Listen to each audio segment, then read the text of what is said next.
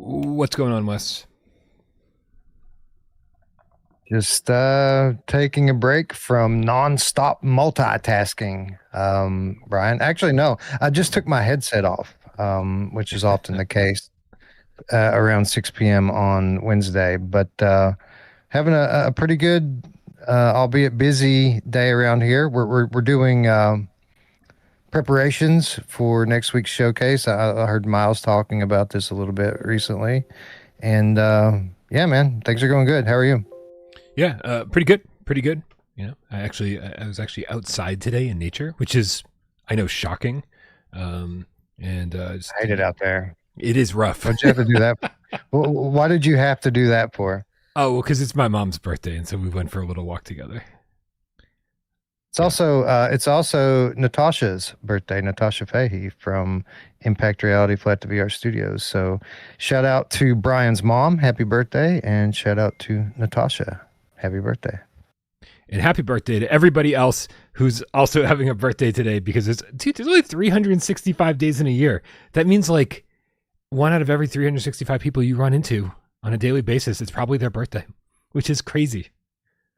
Yeah, that is crazy. The even crazier thing is that what does it even mean anymore? I guess see once you get like once you turn 25, like you pretty much stop like caring about them. Like you've commented multiple times on here about how I don't even know how old I am, which is true. I don't really know until I think about it for a minute. I'm wondering, once you get to a certain age, do they start mattering again? Like once you hit 75 or something, like, holy shit, I'm 75, I'm still alive. I wonder if you start counting them again. I bet you do.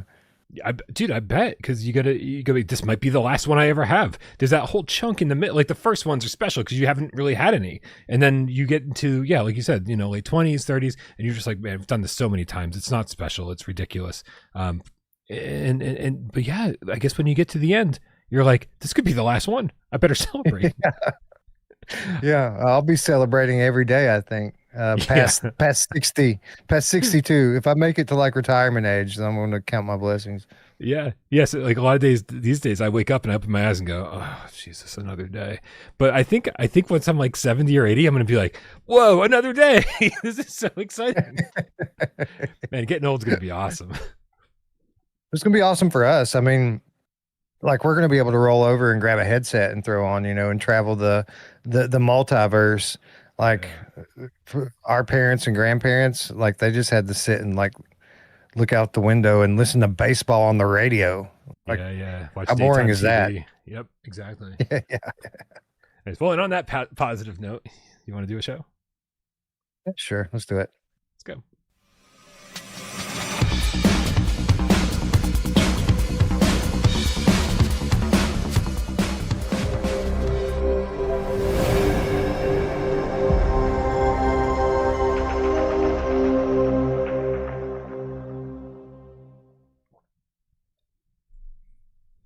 This is PSVR GamesCast Live. We film live every single Monday, Wednesday. There he is. And 2 Wise Friday right here on YouTube. We do it live 6 p.m. Eastern for your viewing pleasure, but we also care about your oral pleasure. That's why we put this thing up on podcast services of your choice. My name is Brian Paul from this show right here without Parole. This guy over here is Wes Dillon from Virtual Strangers. Hello, Wes. Hello, Brian. Hello, Game Cats. Happy West Day. Or is it just a West Day? Are people generally happy? I think I'm in a better mood than typical. Brian told me off air that he is. Hopefully the Game Cats are having a pretty good day too. Yeah, let us know in the chat.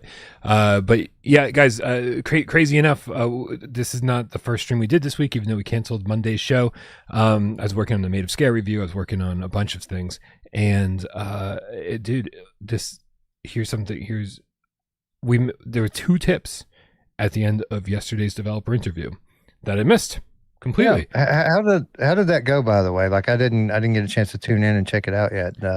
Eric, I have met before though, and I know he's a great dude. Did you have a good time? Yeah, it was my first time talking to him, like ever, really. Like I don't even think like we ever DM'd or anything, right? Like just no knowledge of like if he was even familiar with the channel. Because I think even the review key I got sent was through Maze Theory. And so yeah, we had a blast. He seemed like a really nice guy, and I had no idea how young he was, right? And so like I was asking like, what computers did you grow up with? He's like, you mean like a Game Boy Advance? And I was like, yeah. Next question. Yeah, that's what I meant, Eric. No, he was awesome, and he was very transparent. And can we figure something out here real quick? Something I learned yesterday throughout the course of that developer interview was that sales of the PSVR2 version of Ancient Dungeon, not great. He basically said on air that 10% of all of Ancient Dungeon's sales are on PSVR2. Yet we have this incredible version of it. And so, guys, I'm not telling you what to do. However, it's an amazing game that I absolutely love and has only gotten better like every other month since it's come out.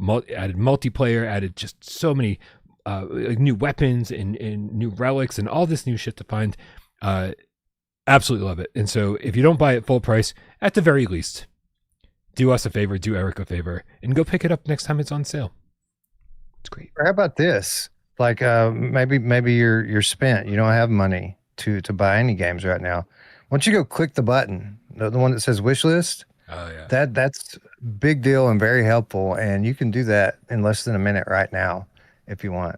So if you don't want to pick it up and buy it, which I'm not sitting here advocating for it, I still haven't played it. Go figure. But if you're going to buy it, man. I agree. I agree with that wholeheartedly. I'm actually have been a bit curious about it here lately, and especially with the last couple of updates. So yeah, I've got it. It's in my library. It's loaded. It's installed and ready to go. So yeah, I don't know. Maybe we tie that into our fundraiser series somehow. I'd be down for that. Oh yeah, dude. Whenever we're not doing like a fundraising stream, I completely forget about the fundraiser. I need to start integrating that into GAMESCAST for the next few weeks, because we don't talk about the fundraiser at all unless we're doing a fundraiser stream. However, we are 54% of the way there. And so Nice. Thank you guys so very much for all of your support so far. If you are interested in helping us out, helping the crew get to Vegas, then I'm going to throw this in the chat right here. There it is. Please consider, even if it's $5. I think that's the minimum. That's why I'm saying 5 instead of like 1 or 2 or 3 or 4. But if you're able to help us out, just all we need is about like 1,000 of you. I know that it's like nothing. No. Trust me. I know money's tight for a lot of people, and I know 1,000 people is a lot of people. But if we can convince 1,000 of you to just hook us up with $5, it would be really great. Thank you in advance. Yeah. Yeah, only just 1,000 of you. If you could go do that real quick, it would be great. Thank you. We'll wait. It's fine. But listen, the interview went great. I had a lot of fun. It was really cool talking to him. I was really sad. When you kind of get these impressions of somebody in your mind, you're like, this guy obviously loves Spelunky. And then he's like, yeah, I've never spent more than like 5 minutes with Spelunky. And I'm like, what? I was like, my whole review is comparing Ancient Dungeon to Spelunky. And he's like, yeah, I never played it. I was like, what? I can relate. It was somewhat similar when I had the Here They Lie devs on.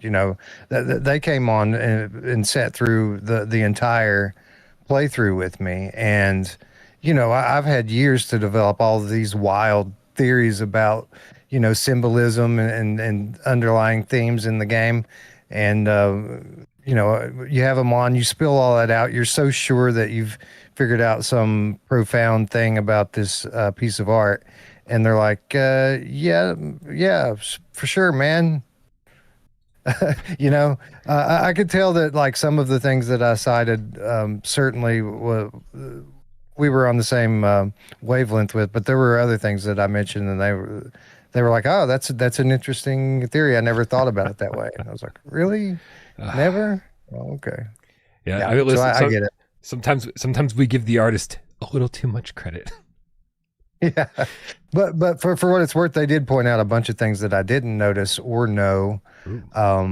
So they were kind of operating on that level, so to speak. But I just had failed to interpret it 100% correctly, which with something as obtuse as Here They Lie, that's not a big surprise. Right. Matt Vegan in the chat points out that Ancient Dungeon is currently on sale, and you can get it if you have Plus for only $13. Let's show some support. Let's go. Let's do it. And then maybe we can all play together. Yeah. Yep. All right. The reason I brought up the developer interview from yesterday wasn't to talk about the developer interview, strangely enough, but it was to knock out a couple tips that came through at the end that I didn't even read off. And I was like, let's look at the tip window up here from yesterday. So let's make sure these people's tips do not go unnoticed, starting with Dan Kiefer with the $5, telling him, could you just rip off the original Zelda for me and put it in VR? Thanks. Don't forget to include the second quest. That's basically what I was asking him for. Essentially what I was asking him for during the show. And man, I think I have grand aspirations for Ancient Dungeon 2. And Eric is like, yeah, we're just going to keep working on the first game. Yeah, it seems like he's pretty dedicated to supporting this thing into the next millennia. What's crazy, Wes, is he actually brought up something that you have said in the past, like not one-to-one, but I remember you talking about Super Hot, and you were like, guys, if you just stop buying Super Hot, maybe we'll get Super Hot too. And I was like, what the fuck logic does that sense make? Like, I don't understand the logic. And he's basically saying, if he brought out Ancient Dungeon 2, that would basically kill sales of Ancient Dungeon 1. And I was like, I've heard this before with a Southern accent. This is crazy. Yeah. So. Yeah. Well, why, to start a new project, 2 years minimum to start from scratch and develop a whole new game. Or you can continue to support the work that you've done and and continue to sell on what is a growing platform. Maybe not growing as quickly as everyone had hoped, but all the VR platforms are still growing. So that means there's new headsets, that means there's new customers, and that means there's new people to buy Ancient Dungeon and Super Hot. So yeah, it always hits me in the back of my mind when I see Super Hot or Job Sim or something at the top of the monthly sales. It's just like, man, can people just stop? Just stop. It's such an insane theory that I couldn't even you had to explain it to me like I was 5. I was like, can you please, like, the more people who buy Ancient Dungeon, doesn't that mean the more people who will be interested in Ancient Dungeon 2 in the future? But then then I guess that immediately cuts off your left hand while you're trying to grow your right. That doesn't make sense. It depends on the game itself, right? Like in the situation. I mean, that is a rule, but there's always exceptions to the rule. And The Walking Dead Saints and Sinners comes to mind. Like, yeah. I don't feel like Saints and Sinners 2 necessarily killed sales for Saints and Sinners 1. I feel like something like that. That's so great and such a rich experience, people are going to want them all. So, it depends on what Ancient Dungeon 2 turns out to be, of course. Like if it's just more levels or more content that it expands upon a little bit, I think that there's still room for both titles, Yeah, absolutely. Like if Ancient Dungeon 2 just turned out to be the same game but with more enemies and different looking dungeons and that kind of stuff, yeah, but if it ends up being a completely different style of game or whatever, yeah, I think you're right. I think there are ways to work around it. I like what Jeremy Miller in the chat says. So what you're saying is, if a game sells well, it won't get a sequel, and if it doesn't sell well, it won't get a sequel. Yeah, that's you got it. I love it. You nailed it, bro. I love it. We also give a shout out to Comic Book Guy with the 1 quid again from yesterday. Thank you guys very much. Now I can update this so that we can see our tips from today. I know I can do this. I know I can do this. Can I do this? You can do it. There we go. There we go. So we're going to kick it off with Andrew Ehrenreich with the $2 said, Maid of Sker, more like mid of scare, right? Right? There's been a lot of puns. Even my review yesterday said something along the lines of like, the game's pretty good if you're not scared off by the resolution. Oh. Womp womp. Yep. Then we got Elderly Morningstar with the 15 euros. Thank you for your contribution. Why is my brain fried today? It's fried every day. Every single time I do a GAMESCAST, I'm like, what's wrong with my brain today? And it's like, no, it's always like this. It says, I loved Ancient Dungeon. I played so many hours with it. This is for the meetup. Oh, damn it. Okay, well, thank you. I will. I think I've got to support the meetup, because I know that a lot of people have tipped during a show saying this is for the meetup, and I'm like, okay. Thank you very much. Going there. It's a good point. All right, we should probably talk about some stuff. Listen, guys, if you're not part of our Discord, you really got to join. There's so many reasons to join our Discord. A big reason, I gotta say, I think it's because of the GameCat Ops. The GameCat Ops is morphed and changed and evolved into something I wasn't really expecting. We are, I feel like we're playing defense, or we're catching rather than pitching. This is not going at all like I meant for it to go. Because what we were doing prior to this is we were looking out there into the space of flat screen games and saying what games would work really well on PSVR2, or what games on Steam VR Quest would make great ports to PSVR2.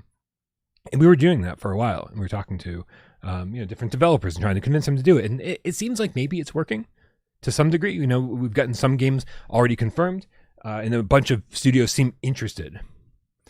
But what I didn't expect is that these flat screen developers would just start showing up in our Discord being like, I hear you guys are interested in PSVR 2. And so what I'm doing is like, we're just creating rooms, creating these channels for these developers and their fans to hang out in, and for them to basically to be like, to talk to our community and find out if there's a strong desire for their game to show up. And so we've got the developers of Unseen. If you're not familiar with Unseen, that's the one of the guys from Affected, the Asylum team, Fallen Planet, who's making his own horror game. We get the developers of Cryodeath VR. Are you familiar with that one? That's on Steam already. No, I'm not familiar with it. And then Funnel Runners, which looks a lot like Phasmo, except you're fucking following tornadoes, not you. Actual tornadoes. Funnel Runners. That sounds like a Funnel Runners sounds like an Atari game or something, right? It does. Yeah, I thought the name was horrible. And is it even Funnel? Am I spelling the name wrong? I don't even have a trailer for it, apparently. Do I have a trailer for Cryo? I have a trailer for nothing. Okay, never mind. Anyway, but there's these games I'd never even heard of before, and they look amazing, and these developers seem really interested in bringing their games to PSVR 2. So come join our Discord, go hang out in those rooms, talk to the developers, look at their trailers, see what they're proposing, and get in on the conversations, because this seems like it's just going to start happening more and more and more, and that's kind of exciting to me. The hybrid model is the future. I know we've talked this topic to death, but you really see with the all of the churn and all of the turnover and the complete transformation of the landscape over the last year. And a lot of devs are out there wondering, how do we go forward? And most of them are either closing their studios or they're starting to develop flat games. We want the message to get out there that there is another way. If you want to stay in VR, there's another way to go about it. And hybrid is the way. It's a win-win for everybody. It gives the players, most of the players, of course, not everyone will be happy, but it gives most of the players what they want, and it allows developers the flexibility to be profitable while still supporting the VR industry. So obviously, as someone who's from Flat to VR Studios, we're all in on this model. We just hope that the rest of the industry catches up sooner rather than later. Headbite in the chat says Funnel Runner is looking dope as fuck. There's a chance for a PSVR 2 port. Wow, yeah, that's what we're talking about, right? And sometimes it's Sometimes it's games that I think it's so easy to look at games like Resident Evil Requiem and be like, clearly we want that in VR. But these indies doing these amazing things that deserve more recognition, I think are really what's going to carry the platform and also be way more likely to come to PSVR2 than if we start, really hitting up these AAA developers from all sides. I'm not giving up on Requiem. Don't get me wrong. Like, I still want Requiem. But, Wes, our viewer takeover question today comes from Dave Does VR. Remember, you can leave your viewer takeover question on our Discord as well by going to the viewer takeover question and leaving it there. He says, if Sony asked us if they only had the budget to port one of these games to PSVR 2, meaning that the other two would never get a VR port ever, which of these three games would you choose? You ready for this, Wes? Shoot. Resident Evil 9, Cyberpunk, or The Last of Us? Ugh.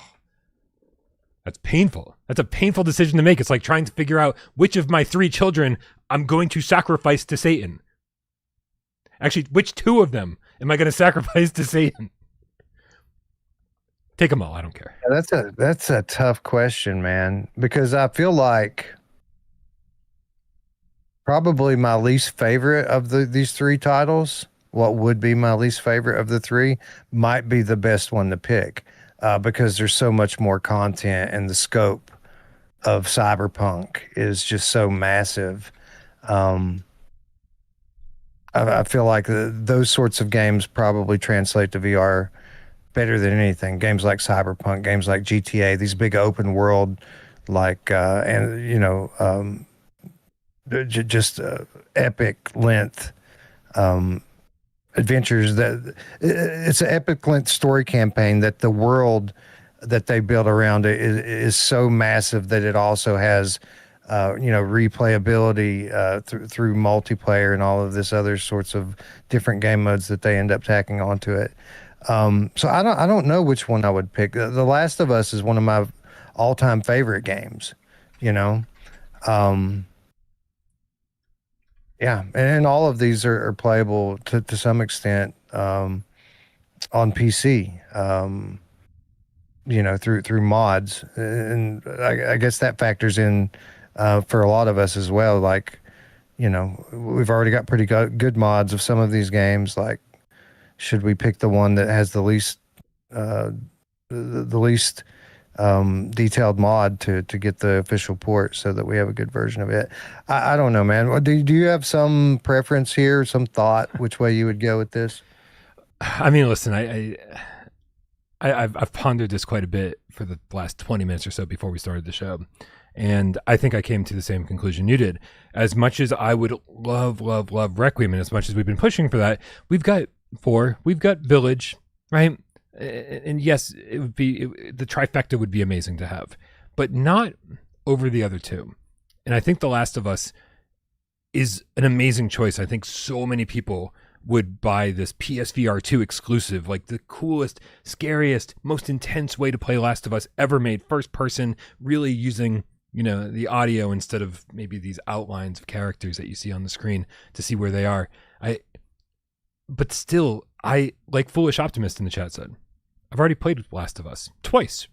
In fact, I played it on PS3 and PS4, and they couldn't convince me to buy the PS5 version, because if you didn't add VR support, I'm not buying it a third time. Come on.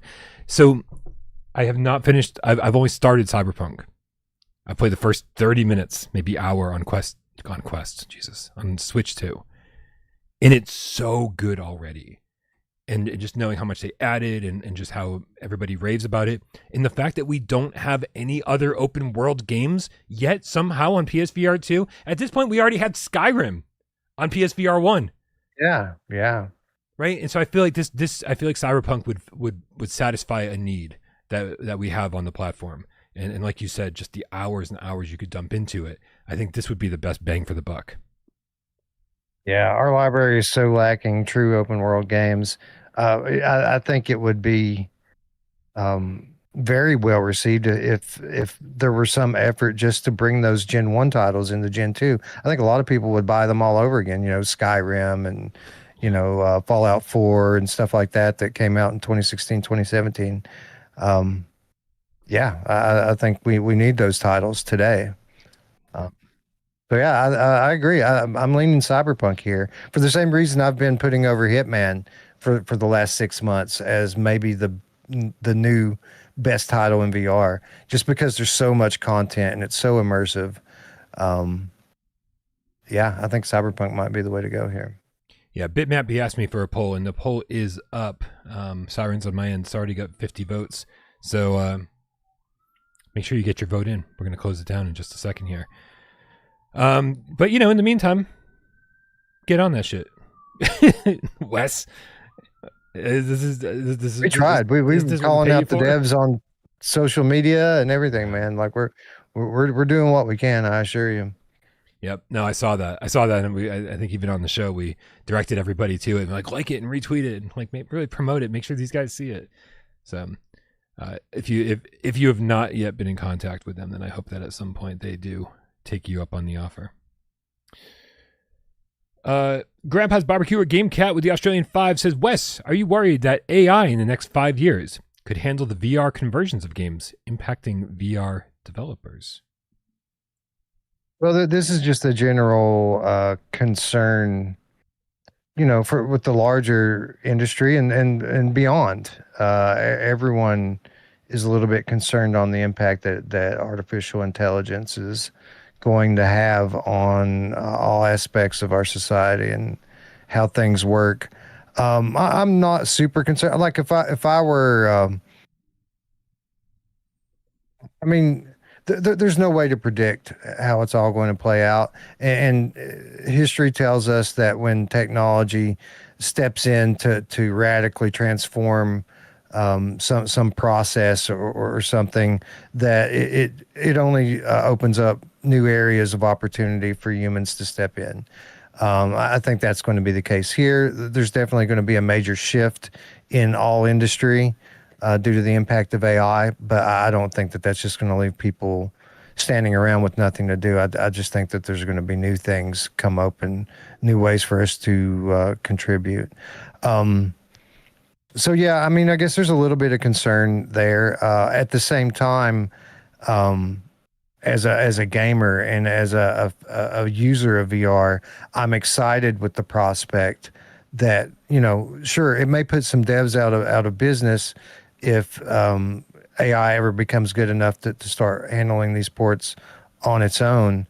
But with that said, it will also greatly reduce the cost of porting these games and greatly reduce the cost of development, and therefore risk any type of monetary risk that studios would be otherwise taking on to come to VR. So while it may affect again the developer ecosystem and how many people are actually getting paid to do it, it should also greatly expand the number of titles that are being brought into VR. So I think that's only good for everyone. Like, even if there is a bunch of competition from AI generated games and ports on the store, there's always going to be room for those that are done by hand as well. And if AI is supporting the storefront and bringing people the games that they want, that's eventually going to sell headsets, and having that greater pool of consumers to sell to will benefit those of us who continue on in the development space.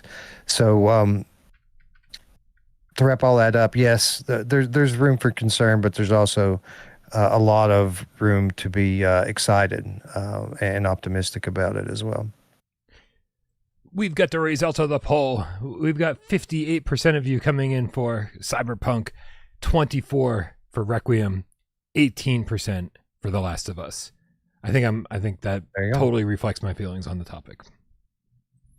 I agree. Nice. Well, plenty of other reasons to be excited as well. We've got next week. It's mere hours away, mere minutes away. We've got the VR Games Showcase coming March 24th. And man, Jamie Feltham is promising the world on this one.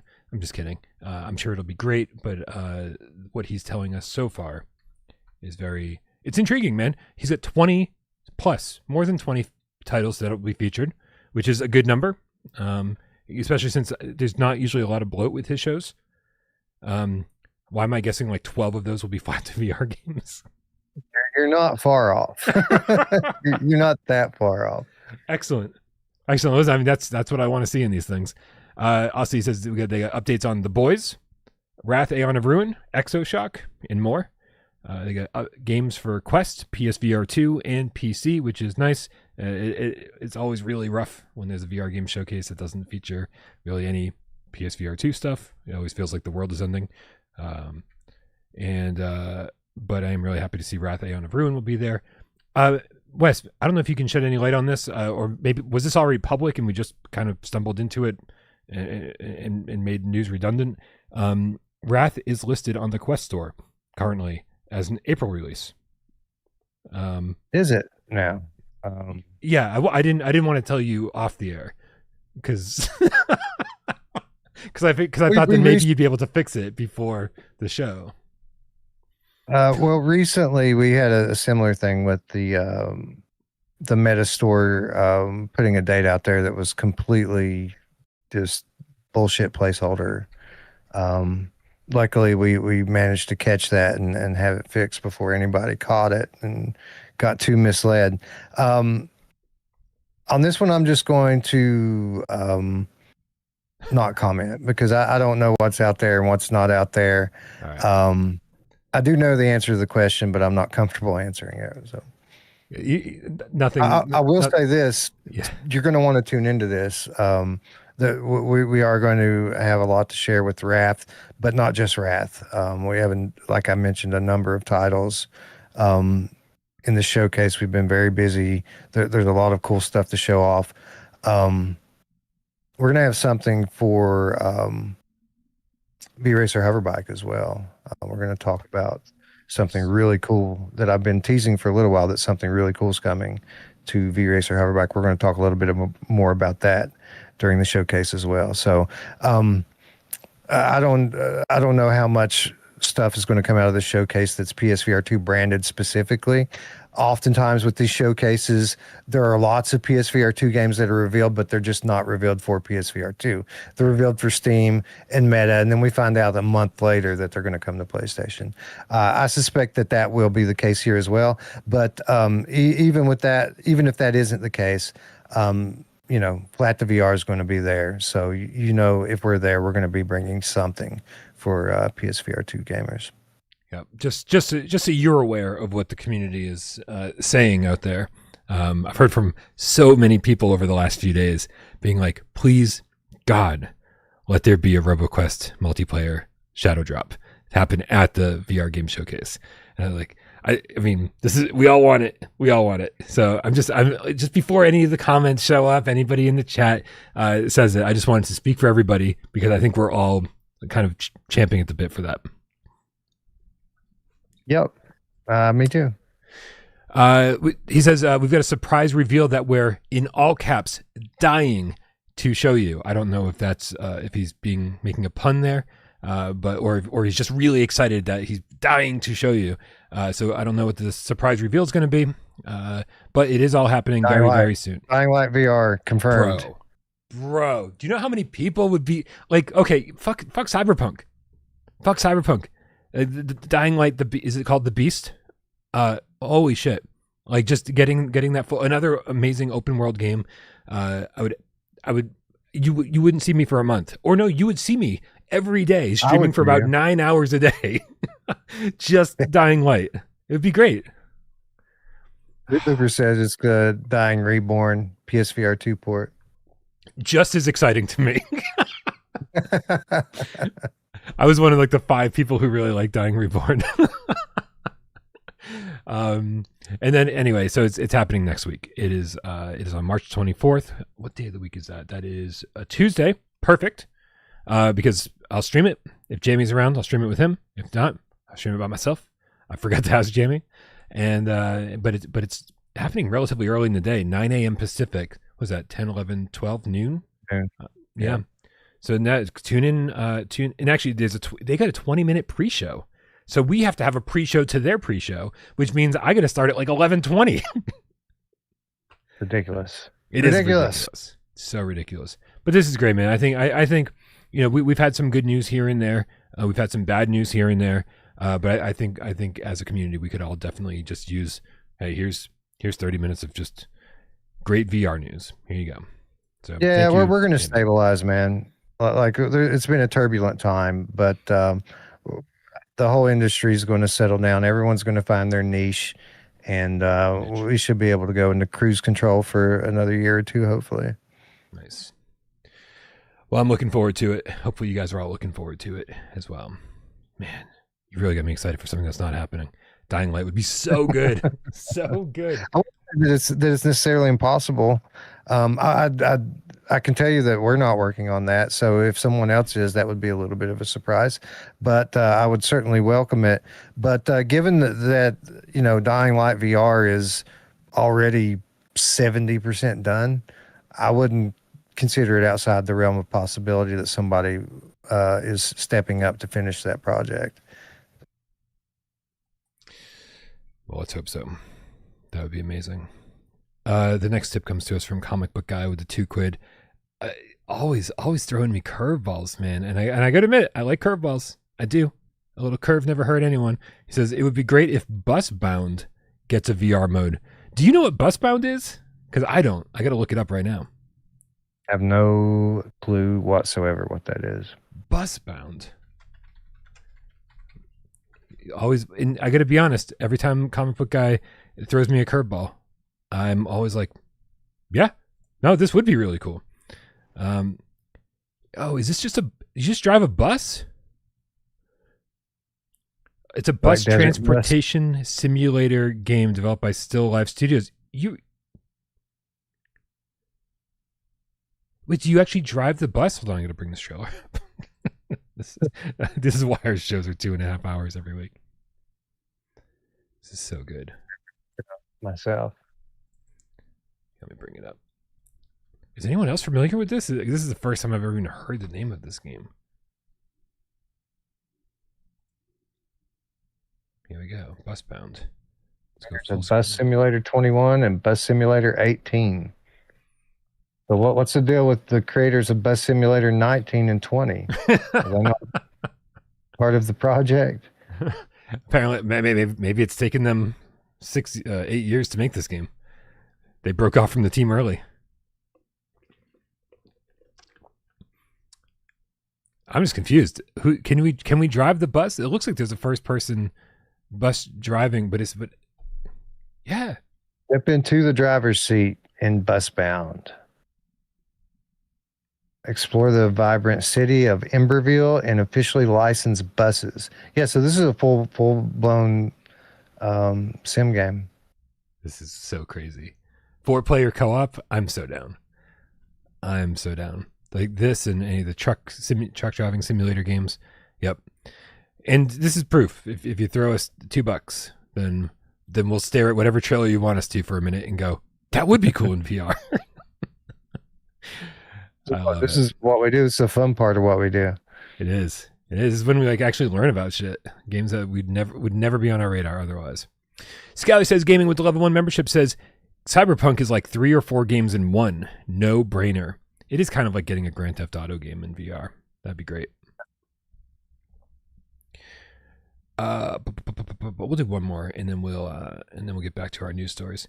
Grandpa's Barbecue Game Cat with the Australian 5 says, so Wes, you can split all your devs into smaller teams and use the AI tools to produce 10 games a year for us? Listen, I wasn't totally paying attention to your response. Is that what we should be gleaming from what you said? No, I didn't say anything like that. Our teams are already split down to about as small as they could possibly be, as I'm sure you can imagine with all of the different titles and things that we work on. I will say this though, like our leadership is completely enamored with AI, and I don't mean that we're using it to develop games or anything like that. I just mean in their like everyday lives, they're completely like they're enthusiasts for AI. So if there were a way to do what you're describing here, they probably would. Yeah, not anything we're doing currently right now, but it isn't because of any sort of ethical dilemma on part of our leadership. They're all in with the AI. Nice. I lied. We're gonna do more tips. We got Bestest Mate with the £5 saying, shout out to Wanderer, just finished an amazing VR experience. Any news on Moss 3? Thanks for all your work with VR. I'm glad you're liking Wanderer. I saw somebody else in the chat say that they, King Rolo, the Liberty Cat, said, I'm loving Wanderer. Amazingly sharp graphics, had a bit of jank, but nothing game breaking yet. It's such a good game. It's such a good game. It's gonna be so fucking hard to review because it's just like Maid of Sker, right? There's a lot of good stuff there, but with a big asterisk at the end of it, right? And maybe a little bigger for Maid of Scare than Wanderer, though. I mean, honestly, we're still crushing Wanderer for having any flaws. I think Maid of Scare is a bit of a different story, but we'll get to that in time. Yeah, very shortly here.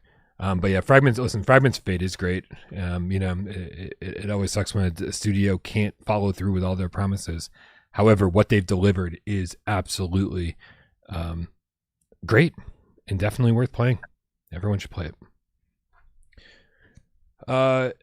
Any news on Moss Book 3? I hope so. Yeah. Sorry, go ahead. Well, I was just confused because at one point we got the announcement for Glassbreakers, the multiplayer Moss game on PSVR2, and then it feels like, did they scale back from that? Like, I feel like they just went radio silent with that. So I don't even know what that team is doing right now. Glassbreakers just had its full launch on Steam and maybe Quest as well. So they're still working on the PSVR2 version of that. If they announced it and confirmed it, then I'd say we'll definitely get it. But I always thought it was a misstep for them to do Glassbreakers instead of doing Moss or something like that. They're obviously world renowned for developing one of the classic titles in VR with Moss, and I think that Moss 2 didn't perform as well monetarily as they had hoped, nowhere near it. And because of that, I think they tried to pivot and do something else. And I don't think it's working out for them, honestly. So I hope that they go back to what got them here, which was story-based, character-driven experiences in VR, because Moss Book 1 and 2 are absolute classics, and I'd love to have more of that from them. Yeah, I think their biggest misstep with Moss Book 2 was the price. That game came out of the gate at $40, and I think that's. I'm sorry, I love Moss. I love Moss Book 1 and 2. I think they're both fantastic games. $40, just so much money for what was on offer there. So it is relatively speaking in the VR market, $40 is a lot. That's a premium AAA VR game is $40. I get what they were doing. It's easy to, in hindsight, to point out that as a big flaw, and it was. But I get what they were doing. That this was during the period where everyone was drinking the Quest 2 Kool-Aid and thought that we were finally on the verge of crossing over. It's long been known that we have this problem in the VR market with games being underpriced due to the vast library of games that are pennies on the dollar now. And at some point, leaders in the development space are going to have to push that price point up. The indies aren't going to do it. It's going to take people like PolyArc and Vertigo and everyone kind of working together to move that price point up and make the ecosystem a bit more viable for developers. But now isn't the time for it, and it certainly wasn't the time for it a few years ago when Moss 2 came out. So a miscalculation on their part, but they certainly weren't the only ones to make that mistake. Well, hopefully they can get back on track, and hopefully Glassbreakers pays off for them. I am curious about it, but definitely not my type of game. So we'll see how it all pans out. And hopefully they get back on track with Moss Book 3, because that would be pretty fantastic. Great Matter says, wasn't Moss Book 2 a PSVR 1 timed exclusive? That might have been it. That does sound familiar. Yeah, it came to PSVR first. That is a good call. I'd forgotten about that, but you're right. It was on PlayStation VR for a short time before it hit the other. And this was like late in the PSVR 1 lifespan as well. Like this was on death's door, I think, wasn't it? Yeah, I think so. Moss. April 2nd, I published the review. April 2nd, 2022. Yeah, that was super late in this lifespan. People had jumped ship. They'd already moved on to Quest or Quest 2. So that could have been a major problem too. Good point, Great Matter. All right, let's talk about Firewall real quick. This is so crazy. This is so crazy. I guess not terribly surprising, but there is an update to the April 22nd, 2023 blog post that announced Firewall Ultra launches this week. Get a preview of the post-launch roadmap. Like what? This is where you're going to break news? Is on an update of a 3-year-old launch day blog piece. Like, geez, man. Anyway, so the update is at the top of the article. This is update March 2026. Online features for Firewall Ultra will be terminated and will no longer be available on September 17th, 2026. As you must be online to play this title, the game will no longer be playable starting September 17th, 2026, 10 a.m. Bullshit. You can play with bots. Liar, liar, liar. You can play with bots. You don't have to play with people. I mean, pretty crazy, man. Pretty crazy. The whole story of Firewall Ultra, I think, from beginning to end, is mind-boggling. I think, again, maybe this is some, armchair port studio going on here. Maybe it's easy to say in retrospect. It's like, why didn't you just port Firewall 0 Hour over, right, and keep the crossplay going with PSVR 1 gamers, because there was already that massive install base, and so that you could have done that. And then it was kind of crazy the way that it launched and had all sorts of server issues, lobby issues, that you were just totally surprised to see, because they had all these lobby issues in Firewall 0 Hour, and you would have been like, oh, they've dealt with this shit for years. Like, so they get this chance to like rebuild the game from the ground up and say, hey, we've learned our lesson. And then the game came out and it was clear that they hadn't.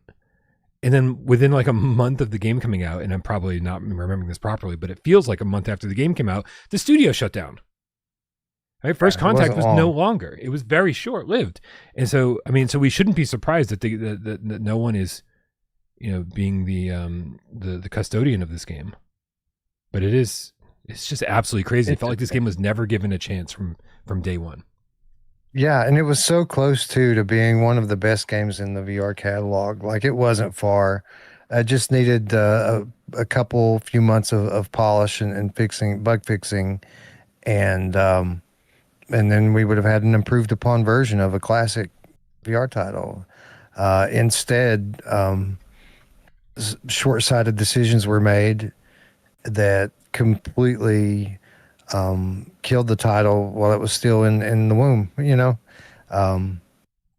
yeah, it's such a shame. Yeah, there's a lot. I was thinking about this title. I've been thinking about, we've been talking about what games we can play during the fundraisers on Saturday. I was thinking, hey, maybe we should give Firewall another spin, and now here we are getting this news that you better do it before September.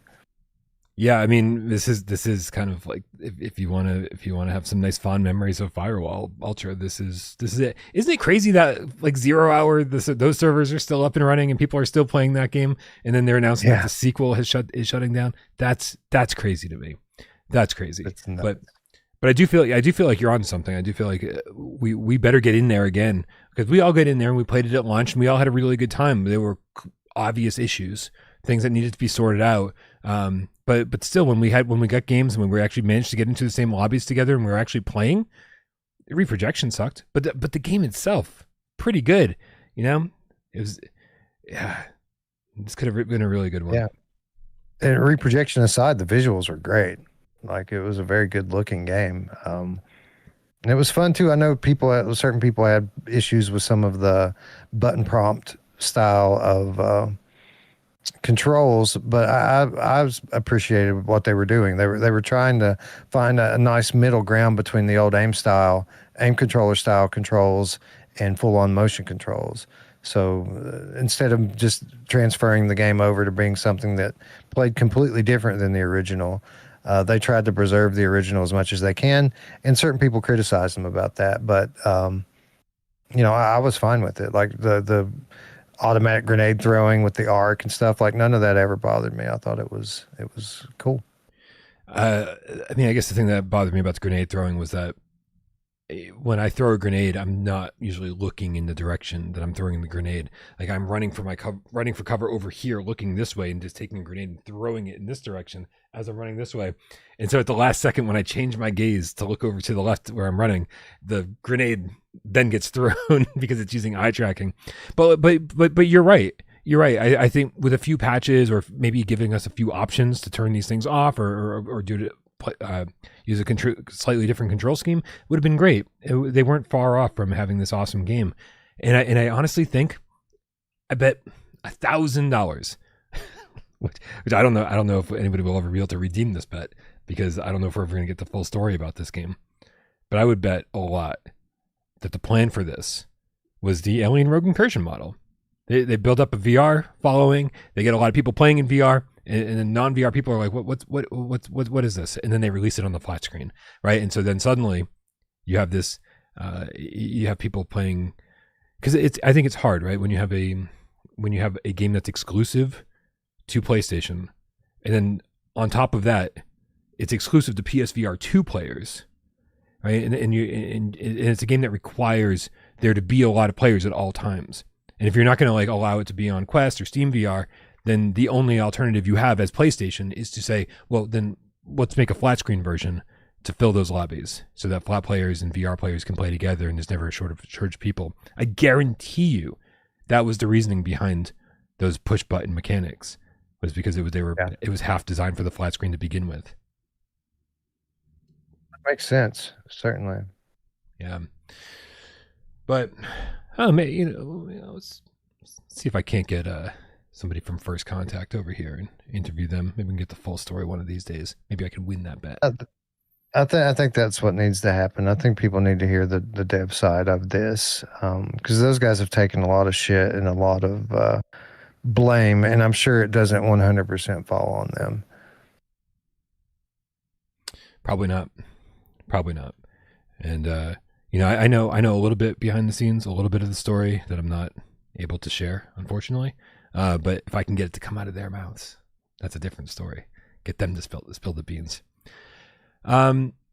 Anyway, this is sad news, but hopefully we can, just like Starblood Arena, hopefully we can send this game out in style. I don't know if you guys remember when Starblood Arena was going offline. I think we streamed it for like 8 hours, and there were all sorts of people coming in and out of the lobbies for that entire time. They left it up. They left it up for us. They didn't even stop it when they were supposed to. They just let us go. They were watching us. Yeah. How great is that? So good. Anyway, that sad news, but again, not expected, knowing how the last year or two has gone for First Contact in this game. All right, man. Let's get to the headline. We got to talk about Maid of Sker. I didn't get a chance to check in with you before the show. I put out my review yesterday. How were you able to get some game time in with Maid of Sker today? Yeah, I played about 90 minutes of it or so, enough to have a good taste of what the game offers. And I mean, I had a lot of positive things to say about it. And it sounds like I was one of the more positive people out there, Wes. Like, strangely, yeah. I think I gave it a 6.5. I said add another point if they fix up the graphics, add another point if they ever had the challenge mode, which brings it up to like, a pretty high score. It's like an 8.5 if they did all that, at least 7.5 if they just fix up the graphics. Somebody out there gave it a 1 out of 10, which makes my review sound glowing. Yeah, I've seen these headlines. 1 out of 10, worst VR port ever, and yeah, my expectations were super low coming into this. I'm happy to report that it's not that bad. Yeah, It's not that bad. it's really not. I was in like because there is this initial impression. I'm sorry, you mentioned maybe checking it out on PC. Did you only play the PSVR2 version? Yeah, I didn't have time to get into the PC version. Perfect. I only played on PlayStation. Perfect. The visuals, I think the visuals are jarring when you first get in, right? Because it's like the text is kind of hard to read. The anti-alias thing is all smudgy. It's running reprojected, which whatever, right? But also like the overall screen resolution is pretty low, and it's like that bugged me for the first hour, but then I just sort of got used to it, and it's almost like ignored it, and I was like, there's a really good game here. And a game that I wouldn't have cared that much about on the flat screen, but in VR, I really, really enjoyed. So for me, and another one is really tough reviews because it's like, how much do the graphics matter? So, I mean, I guess tell me, Wes, how much does the graphics matter to you? No, you're right. People often have misconception about how your eyes work and how eyesight works. And they think that your eyes are just these sensors and your brain just converts that and shows you what's in your immediate vicinity or whatever light's coming in your eyes. That's not exactly what happens. Your eye does pull the light. Your eyes do pull the light in and send those impressions to your brain, but your brain just is trying to figure out what it should be showing you. So literally everything that you're seeing at all times is just kind of an approximation. It's an illusion, so to speak. So you'll notice this when you go in to play like PlayStation VR 1. Very jarring when you first put the headset on and you wonder to yourself, you think about all the great memories you have and you wonder how you ever played it with it looking like this. Like, this is how it looked. This is not how I remember it looking. But it doesn't take long. After you take in the same kind of flaws and defects consistently in your visual field over a period of time, your brain begins to phase those flaws out, and you don't notice them as much. So after you're playing your PSVR 1 for an hour or two, things start to look a lot more like you remember them, and you wonder to yourself, is my PlayStation just running the game a little bit better now? Why doesn't it look as bad as it did a while ago? Right. You're just getting used to it. And that certainly is the case here with this one. It does look a lot like a PSVR 1 game when you first start playing it. The big problem is the render resolution is way too low. And that's not the only problem. Like, obviously there's a lot of anti-aliasing. There's a pretty low LOD, distance. It's not as easy to notice the line because everything's so smudgy and blurry, but it's certainly there and noticeable. But you do get used to it. And even before I got used to it, I didn't think it was something that completely broke the experience. Like, it's something that you certainly notice. It certainly does break immersion. You are thinking about it a lot, like, man, this could look so much better.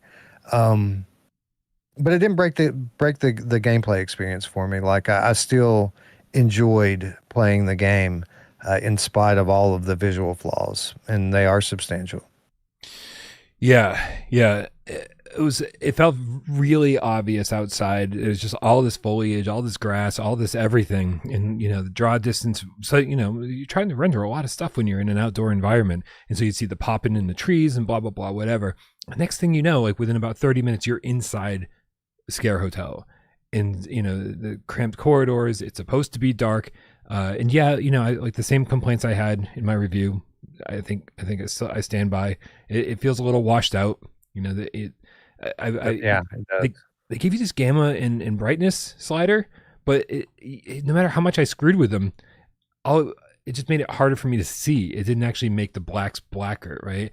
And it actually really screwed with my social screen so much to the point where I actually had to up the gamma and a bunch of stuff in my review because I tried to make it darker in the headset and then just totally screwed up my footage. So there was just no winning there. The problem with it was there were certain things that were hard to see when the gamma and brightness were set like to default.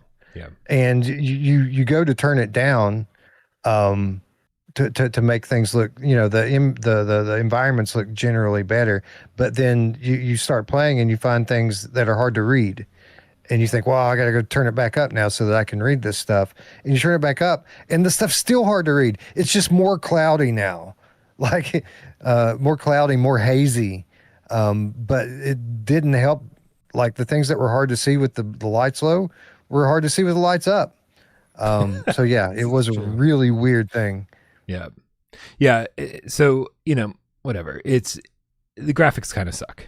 And, but there are these moments, like there's this chapel in the game and like there's all this light shining through. And there were moments where I actually stopped and like Wes said, I was like, wait, did the game start looking better? And then I go play like Ancient Dungeon immediately following it. And I'm like, holy shit, the difference is like night and day. Everything's like razor sharp. And I was like, no. I just got used to it. That's what happened. But there are all these like great visual moments in the game. I think there are some places in the game that look really good, despite like you can tell underneath the blur, things look really good. And so what I was really surprised to see is that there just didn't seem to be any kind of DFR being used at all.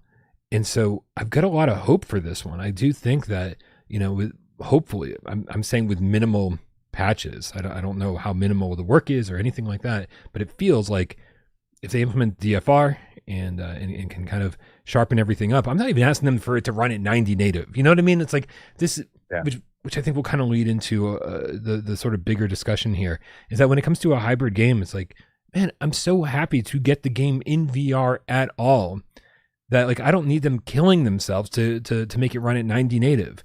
Right? It's like just give us the game, because the game here I thought was really enjoyable. I thought that I was scared pretty much from the second I got inside the hotel. I really was. Like I always think I'm way braver than I am until I'm actually in VR and actually playing these things.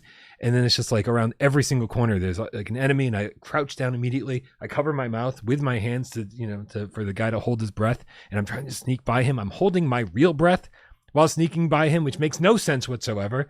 Right. And then you get a couple hours into the game and it really starts opening up, and it feels like it kind of feels like Resident Evil 1, where you're like just trying to find a key to open this door, and then like suddenly you open that whole wing of the mansion, and it just this kind of simple, straightforward puzzle solving, and it just feels good. It's a fun game, and I'm like, damn. When I've rolled credits, I was like, I'm so happy I played that. No one is gonna buy this. That was the conclusion I came to. I'm so happy I played it, but no one else is going to. Yeah, it's one of these deals where I've seen a few people ding this game because of things like that. With the 2D cut scenes and the fact that your hands pass through everything except for things you're meant to interact with. A lot of the push button stuff, the little icons popping up on items you're supposed to interact with. All of these are traces of flat games, right? That to one extent or another can be phased out when you port a game into VR, and it's just on the developer how much work they want to put into VRifying it. I'm of the mind that I enjoy that stuff. Not that I don't think it could be better if it were fully VRified. But for a game like this, so much of the enjoyment for me is that it throws me back to those older games, like those PS1, PS2 era horror games that really honed my love for the genre. So when I get in and I play one of these hybrid games ported into VR, and some of those elements from those older games that I love playing are here in the VR game, instead of it like breaking my immersion and reminding me that I'm playing a game, I get this nostalgic feeling like, oh, I remember when I used to play games like this. Yeah. So I enjoy it. Now, if every game were like this, I would probably be mad and railing and yeah. and dinging every game that for when I review it, right, for having this stuff. But if it's only a game every now and then, and it's in this situation where this is a flat game that's being ported over into VR, I don't mind it. And in some ways, I actually enjoy it. And it's not like the VR version wasn't given any love. Like, that's the crazy part, is like you could tell that these guys kind of experimented, right? So they give us a few VRAF interactions, like you can open the door with your hands, you're pulling switches with your hands, that kind of thing. But I think the coolest thing in it is you're in this room next to the hotel lobby, and there's somebody banging on the other side of the wall. It's like boom, boom, boom, boom, boom, boom, boom, boom, boom, and that alone is fucking scary. You're like, are you gonna crash through the wall right now? Like, it should. I'm trying to like solve a puzzle, and I keep looking behind me, being like, this wall's not gonna hold up. But it's so much scarier because they've implemented headset haptics to correspond with every single bang, and that just makes the whole thing so fucking intense. And I'm like, you know what? I'm almost willing to give them a pass on the graphics because they did something that creative and that out of the box. I absolutely love that. I think you don't even know how effective that is until you experience it for yourself. It's great. I love it. Yeah, and you know, I feel bad dinging too much on the graphics because, like you said, it's not like it's a bad looking game graphically. The graphics in the game are good. It's the resolution and the rendering, all of the kind of blur crap that's been put over it to make it run in VR. That's what makes it look like it looks in the headset. These are correctable things that can get better in time with optimization. And if they continue to support it like that, I'm sure it'll look great. But you're right. There's lots of richness in the environment that they're putting you in here. One of the things that I appreciated is toward the beginning of when you get in the hotel, there's a guy trapped in a room, a locked door, beating, trying to get out, and you're trying to help him like break the door down, and eventually something comes and gets him, and you can hear it coming as loud footsteps. But you're right, their use of haptics, when they finally grab this guy and take him away, I don't know if you noticed this, but you can see shadows in the light that's coming under the door. Those are details that we don't often see in VR games, and I really appreciated it. And you're right, they up the tension and the atmosphere. Their use of directional audio in this is excellent. Yeah. Case in point, toward the end of my run, I was just trying to get into the stealth sequences because this is something that you had mentioned to me before, was that you talked about how they did stealth in this, and I wanted to experience it before we talked about it. So toward the end of my playthrough, I'd been playing close to an hour and a half. I still hadn't gotten to any kind of stealth. And so I picked the pace up. Like I got to start moving, and luckily there's a run button. But in order to kind of trigger that sequence, which introduces you to the enemies in the game, you have to answer a ringing phone. And when it starts ringing, it is in a completely different part of the map. Yeah. Like it's nowhere near you. I found it in about 30 seconds running through corridors, and I probably went through 5 rooms to get to it. But I only was able to find it so quickly and easily because the directional audio was just so spot on and perfect. Like I could hear what area of the map it was coming from, and it was just kind of finding your way through the maze to get to that area. And I did it quickly, and I got one stealth sequence in before I had to stop playing. Sorry, sirens at my end. Yeah, listen, I think for horror fans, you're going to want to play this. I think you just need to. That said, I've talked to the Maid of Sker developers, Wales Interactive, and I said, hey, is there any plan for post-launch patches? And, the response was, we definitely want to focus on bugs and the major issues before anything else. And I said, cool. I hope that includes the resolution, right? Because we really want to be able to recommend this to people. And right now it's a little bit tough to. But then I was like, what about the challenge mode? And now, if anybody didn't play the flat screen mode, maybe you don't know what this is, but on the flat screen, after launch, they patched in this thing called challenge mode, which basically sets you in a part of the manor and with guns that you can find. There are no guns in Maid of Sker proper. They only introduced them in the challenge mode. They also introduced new enemies that will hunt you in different ways. And so it's like became this kind of fast-paced first-person shooter, action, survival, horror type thing. A completely different type of game, and it sounds like the challenge mode just isn't on the table for them right now. Like it's not even in discussion. So I don't know. It could be one of those things where if the game sells really, really well in VR, then they want to keep supporting it. But I think they have a lot of work to do for it to sell really well in VR. That's exactly right. Like it could sell moderately well, but in order for it to do that, it has to be in better shape than this. They have to do the support part before the profit comes, right? Yeah. And I'm a little concerned because this is not just a PSVR2 release. This is a multi-platform release. And as I understand it, PSVR2 is not the weak link, not by a mile. The Quest version of this game is supposedly just, excuse my French, but dog shit. Like it's supposed to be really bad. I hadn't heard that. That's crazy. Yeah. So I think they're probably going to be working to optimize that version probably before they do anything over here. But I don't know that I would advise them to do that because I feel like their audience is more here than on the Quest platform. But I don't know. Hopefully they have a sizable team and they remain committed long enough to get this up. Because I'm with you, Brian. I think that they could add like a point and a half even to their review score here just through optimization and post-launch support. Yeah, absolutely. Absolutely. Like, I mean, I don't think it's ever going to be like an amazing game or anything like that, but it's, but like for people who really liked Overdark, right? This feels a little, in the same vein as that. Although I think if the graphics were better and sharper and smoother, and get rid of that TAA, anti-aliasing, I think I'd like it more than Overdark, right? Because Overdark did this thing where when the enemy spotted you, it was all very scripted, right? You just had to stand there and not move your controllers or your head, and then he wouldn't see you. And that was sort of the extent of the enemy interactions.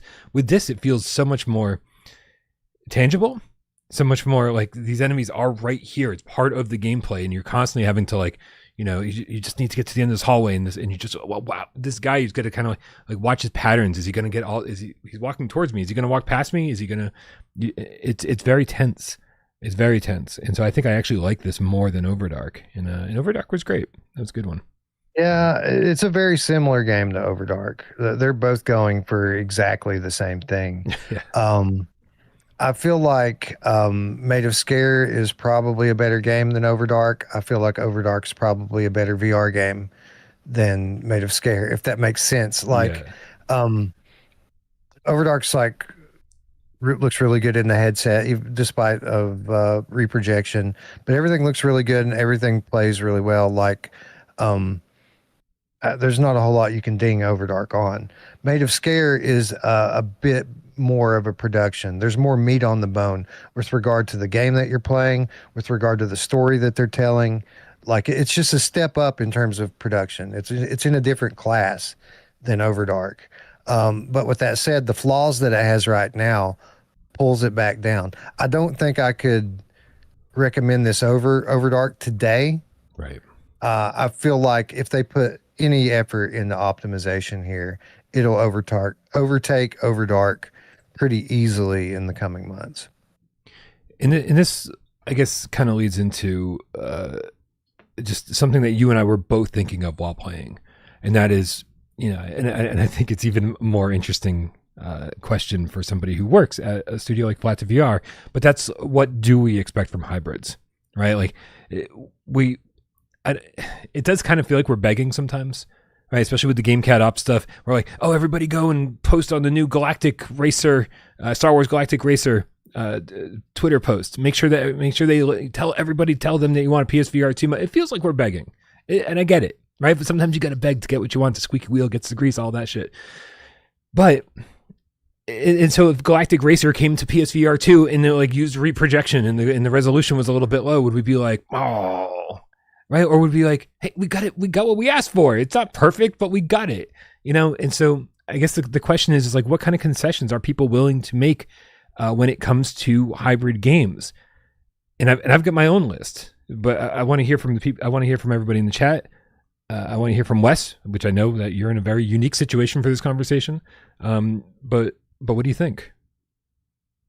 Honestly, I think making generalities and general statements in this situation isn't the thing to do. I think that this is something that needs to be handled on a case by case basis. What works for one experience doesn't work for the others, and I definitely don't think that we should be disregarding games out of hand just because they have elements remaining from the flat version of the games. I've played enough VR mods. Like some of my most amazing experiences I've ever had in VR were from VR mods where I'm playing with the controller, like a regular gamepad.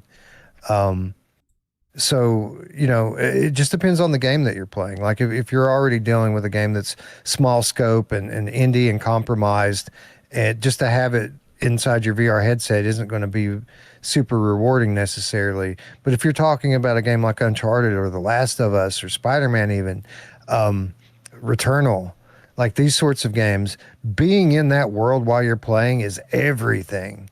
And I've always been a big proponent of you shouldn't judge anything until you play it anyway. Even games that other people don't like it could be your thing, and we've seen that happen many times. But we certainly shouldn't be just dismissing games out of hand for any reason, whether that be push button mechanics, 2D cutscenes, or whether that be the use of reprojection in a game. You should try it out, or at least listen to someone that you trust that has tried it out, and let them describe to you what the gameplay experience is. But like I mentioned before, Brian, a lot of these elements, especially in games like this that are crafted after like older school titles, I actually, in some ways, enjoy having some of these elements remain in the game. It makes me feel like I'm playing an older game. Cave Crave is another good example. I know you're not a big fan of, not Cave Crave. What was the other cave game that came out that was like a Cave Digger? No. It was a puzzle game. Shit, I can't remember the name of it. Looper will have it in a minute, I'm sure. Colossal Cave. Yep. Not the best game in the world. It's certainly not the best VR port in the world. Right. But I did have some enjoyment from that experience because the user interface was so spot on with those old point and click games that I used to love. So again, every game is its own experience, and I don't think we should have like a set criteria that everyone should have to try to conform to. Yeah, I mean, and yeah, I think when it comes to games like this, I'm really not going to criticize it for being reprojected if it's running sharp, right? But you can't have it be low res and also have it be reprojected. You can't give us the worst of both worlds, right? At least say, hey, listen, like sorry that we couldn't get it running at 90 native, but at least look how razor sharp it is. Look how great it looks in the headset. Like, okay, right? But give us something. Give us one thing that you're like, look at what we did. Like we really made sure we optimized it. This just feels like there's so many problems here visually. Yeah, it should meet a baseline. Like, for example, when RoboQuest launched on PlayStation VR2, we were running reprojection at that point just to get it to a playable state. We weren't running. We were using DFR to get it to the point where we could reproject it to a good frame rate. But unlike this game, our game looked pretty good when it launched. Yeah. Right? Yep. This one, not so much. So obviously there are standards with all of this. But you use the tools that are available to you. I don't even know what engine this game is built in. I suspect it might be a Unity title because they're not using DFR, right? Or at least we don't think they are. Right. I feel like it was just so interesting the way that we saw like Resident Evil work so early on in the PSVR 1 lifespan, right? It looked really great in the headset. Yes, it was running low res, but we're talking about PlayStation 4, the OG PS4 at that, and running on this brand new kind of cobbled together VR tech with the PSVR 1, and we all played it on the DualShock 4 with button controls, right? And no hands in the game, no VRAF interactions, and we all loved it. And I've gone back to it and been like, yeah, this is fucking phenomenal still. right? My favorite. Not only is it good enough, like this is the best, right? Yeah, definitely probably my favorite game. I say definitely, then I say probably. I think let's go with definitely my favorite PSVR 1 game. It was just so well done. And so but again, that was a free add-on, right? That was like, hey, you bought the game, you can also play it on PSVR 1. This, to me, what Maid of Sker delivered to us, right? Yes, some VRAF interactions, some like reach out and hold your hand until the circle fills up interactions, right? It was sort of a little combination of both. The 2D cutscenes, fine. And I think, and I do want to clarify something real quick about the 2D cutscenes. I'm fine with 2D cutscenes, right? Especially at the beginning and end of the game, or some big moments in the middle. But you'll get to a point, Wes, in Maid of Sker, where you go up to a ladder and you put out your hand and wait for that circle to fill up, because you're not grabbing onto the rungs and climbing it. No, what you're doing is you're loading a 2D cutscene of you starting to climb the ladder before it goes black and there's a loading screen. This feels like if we were like, hey, Wales Interactive, please give us a PSVR 2 version of this. And they said, sure, here's your free update. That's what this feels like. It kind of feels like the sort of half-assed version of a PSVR 2 mode, but then they charged us, the same price as the flat screen game. So they are charging all over again for it. And so I do think that, like, when you are charging all over again for it, which is a model I enjoy, I think, because I want you to put extra effort into it. I want developers to get paid for their hard work, but I also want you to put the hard work into it. And so charge us again. Yes. But, and it's okay if some things have to be button press interactions instead of VRAF interactions. Sure. But like, if you're going to charge us again, put the work into it. That's all I'm asking. Yeah, I agree. And I have hope here. This is not a VR noob studio. This is a studio with multiple VR titles under their belt, albeit, from early Gen 1, but still. Hey, Don't Knock Twice was great. Yeah. Yeah. So I have hope here that they're going to stick to it. This is a studio that's been around for a long time, and they're going to support their game properly. And if they do, like, I'll let people know about it. But for one, I would like to finish this game. I think I'm going to wait a while. I'm going to wait and see if the game gets better, or at the very least, like you mentioned earlier, I might try it out on PC. PC might not have these visual defects, or at least not to this extent. But I'm not going to play it in the state that it is right now on PlayStation. Just not that I don't think it's playable, but I have a lot of hope that this is going to get better. Yep. And if it gets better, I'll be the first to let people know. I think there's a lot of potential here for this title, and I hope they see it through. Yep, I'm with you 100%. I hope they're paying attention to the reviews. I hope they're paying attention to the emails that I'm sure they've been getting. Yeah. So, just like the Game Cat Op stuff, you gotta let these developers know. They're like, hey, I've heard this doesn't look so good. You make it look good, I'll buy it. Let them know. Let them know that all hope is not lost.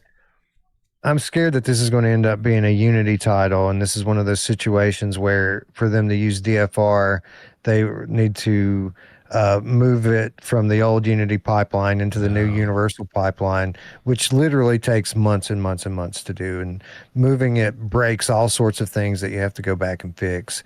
And it's a bit of a problem. If that's the case, I'm not sure that they'll put themselves through that to do it. Oof, that'd be rough.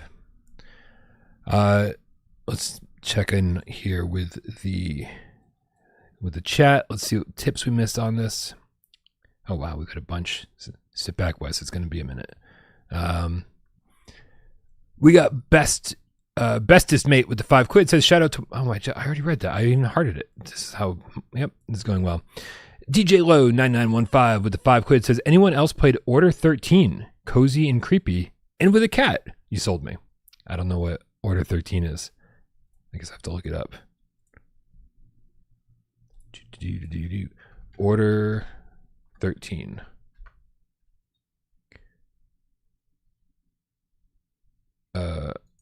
Hold on a second.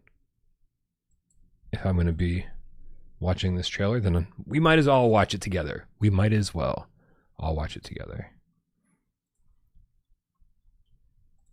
This is crazy. You guys tell me about all sorts of new games. Order 13. Here we go. Oh, I already love this. Whatever this is, I don't care. I want to play it. It looks scary. And there's a cat. Nailed it. That tip was perfect. I don't know what we're expecting. Person indie horror simulation game. Oh. Where you work an overnight shift as a warehouse employee for the Jolly Box Company. The goal is to collect items, pack, and ship orders to meet a daily quota while navigating a dark, dangerous warehouse and caring for your pet cat. This is great. This trailer is awesome. It's showing like just body parts laying around as you're like looking for your items and shit. It's like, that looks fun, man. That looks fun. I probably won't play it. I mean, maybe it'd be a Switch 2 game, like when it's on sale type thing. And then somebody did ask me, like, why the fuck would you play games on your Switch 2 when you've got a PlayStation 5 Pro sitting around and a Portal? I don't know. I love my Switch 2. I really do. It's my favorite place to play flat screen games. Don't ask me why. I just don't know. I love playing on it. But thanks for the recommendation for Order 13. That looks this looks fun. And if it ever comes to VR, you know I'll be fucking all about it, DJ Low. Your VR game, like the concept seems like a VR game concept. It absolutely does. It seems like one of these like games that I don't want to classify it as like, you know, some kind of like low budget type thing, but it's, you know, something that a small team would throw together and be like, you know, and then it just goes viral. That's what it feels like by watching it, but who knows? An observation duty. Right. The right goofy flat game streamer gets a hold of this, it could go viral overnight. Right. Exactly. Let's go back over here and make it easier for me to read things. Your Geekness $10 says, Brian, whenever I hear someone speak about immersive VR, I'm reminded of my first VR experience, Dirt Rally, in my Playseat Challenge with my Logitech DFGT. That's immersion. More rally. Dude, my story for Dirt Rally, which hopefully I haven't told too many times on the show, is that my next door neighbor, while I was playing Dirt Rally, it's the first time I'd ever really played a rally game. I certainly was, you know, struggling with the precision controls that you need, and also learning what the fuck my co-driver was talking about. Right, that's the thing about doing without Parole, is you just find yourself into genres you never would have expected otherwise. But there I am with my PSVR1 headset on, my, you know, over-the-ear headphones, and I am losing my mind every single time I fly off the track and screaming, "Fuck you, motherfucker, piece of shit!" Like, I mean, I am letting this game have it, right? An hour later, I take off my head, and so you forget you have headphones on. Sometimes you don't realize how loud you're being. I live in an apartment building with like dozens of floors and people all around me on all sides. An hour after I take off my headset and I look at my phone, and I've got a text message from my neighbor being like, Brian, are you okay? Just respond yes or no. Like, literally thought I was in an abusive relationship when I'm here all by myself. And I was like, bro, I am in an abusive relationship with myself. Like, I get so angry when I struggle with games sometimes. So yeah, trust me, I understand the immersion, because I was really, really into it. So random. Comic book guy with the 5 quid says, sorry, LOL, for mentioning random games that could be great in VR. Sorry. Don't be sorry. That's part of the fun. You guys are introducing me to new games left and right. I appreciate you guys being here and contributing to the channel and expanding my knowledge on a daily basis. Paradise Decay, what's up, PD? With the 2 quid says, Maid was actually sharp on PC. Excellent. Nice. That's good to hear. Maybe I won't wait to play it then. Maybe I'll just knock it out. What'd you say? It's like 5 or 6 hours to play through this? Yeah. I won't lie. There was one puzzle that I looked up a walkthrough, and because I was just like, what? I don't have that much time to finish this game. Like I don't have time today to walk around in circles for hours. And then of course, you know, when you see the answer, you kick yourself. And you're like, oh, yeah, I definitely could have figured that out if I just give it 5 more minutes. And then at the end of the game, there are these cylinders that you collect throughout the course of the game, and at the end, I only had like 3 of the 4, and the game is really bad about telling you this is the one you missed, and so like the whole all of the grounds and all the whole hotel is just open, and you're like, Man. shit. Where do I? So I got back on the walkthrough and was like, no, I did that one. No, I did that one. Oh shit, I don't think I got that one right. And so that was the extent of the walkthroughs that I used. And that probably shaved an hour off my time, and it took me about 5 or 6 hours. So depends if you use the walkthrough. Yeah. A few settings to get through it. It's reasonable. Yeah. Your geekness with $2 says, I want so much to play / enjoy VR horror. # a scaredy cat. It's okay. It's okay. You know what helps? It's quite easy. What helps is being a streamer. You just hit that stream button and go live on YouTube, right? And talk to people while you play. I kid you not. That helps so much, right? Or suddenly you're not alone. If you're nervous and you don't really feel comfortable enough to get up and play in front of people immediately, hit record on your PlayStation. Hit the button on the left side there and start recording video. And it will record your mic if you have it enabled in the settings. It'll record your mic and just record it and speak as if people are watching you. And then if you like the video, well, when you're done, you can upload it and post it on YouTube if you want, or you cannot. But yeah, at least when you play, like, at least for me, it makes it feel like people are there, even if they're not. Vargo in the chat says, Brian, there's a map that tells you where they are. I know there's these projectors that show you the locations, right? But first of all, the map screen in game, like your map while you're running around, sucks. Oh my God. It's so terrible. It's so low res. I ended up getting really used to it because I really needed it by that point in the game. But again, those maps that tell you where they are don't tell you which one you've done, right? So I ran to the first location and checked, and I was like, no, I got this one. And I was like, I'm not running to the other 3 locations to just figure out which one I've got and which one I don't. So I had the walkthrough already up, so I just it saved me from running around, at least for another 30 minutes or so. So yeah, but I know what you mean. They do try to help you. They just don't quite get there. We got Comic Book Guy with the level 2 membership says, where would you rank Maid of Sker among the other VR horror games? I would need a list of all the PSVR2 horror games, or all the VR horror games. That'd be a tough one. I think currently it would be near the bottom, right? I mean, it wouldn't be at the very bottom, but it would be toward the bottom. It's not that the game is bad. It's just the port needs some more time in the oven. It needs to be optimized. So yeah, this would probably be, I don't want to say it would be toward the top, but it would be like above average if it were done, if it were finished. But since it's not, like, I can only think of a few that I would probably put below it, like Afterlife VR comes to mind. Like, this is better than that, I think. Yep. And there's probably a few more.